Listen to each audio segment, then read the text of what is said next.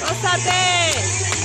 Los jóvenes libres de Batelle, en el nombre de Jesús, la nueva generación que se levanta, Padre, para exaltar tu nombre, Jesús. ¡Aleluya!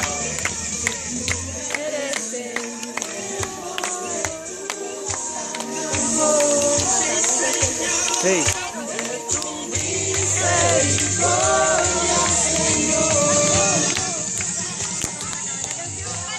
Ahí, Padre, en el nombre de Jesús, una dinámica, Señor, y nos han escrito las cosas que los jóvenes, Señor, quieren deshacerse de ellas, entregárselas a ti.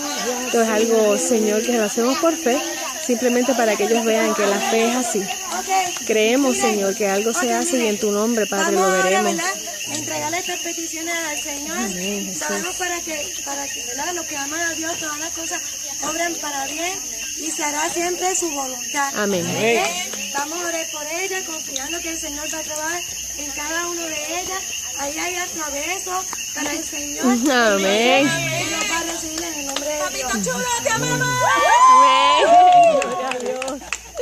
Sí, Señor. Damos gracias, Señor, por este día, Señor. Oh, Santo, gracias, Señor. Llevarte a este lugar para adorarte, para buscar tu Santo presencia, eres Señor. Dios. Gracias por todas las personas que están aquí, Señor. Jesús. Porque no hay casualidad, Padre. Hay Amén. propósito, Sí, Señor. Señor, amado.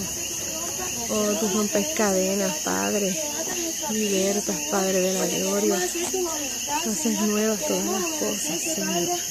Iglesia Bautista de Batelle se levanta en el poder de tu Santo Espíritu. Jesús, aleluya. A tu voluntad, Padre. Todo esto te lo pedimos en nombre de Jesús. Amén.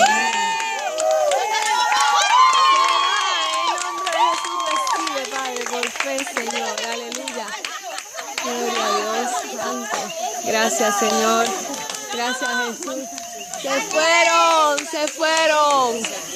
No se ven. Aleluya. Gloria a Dios, aleluya.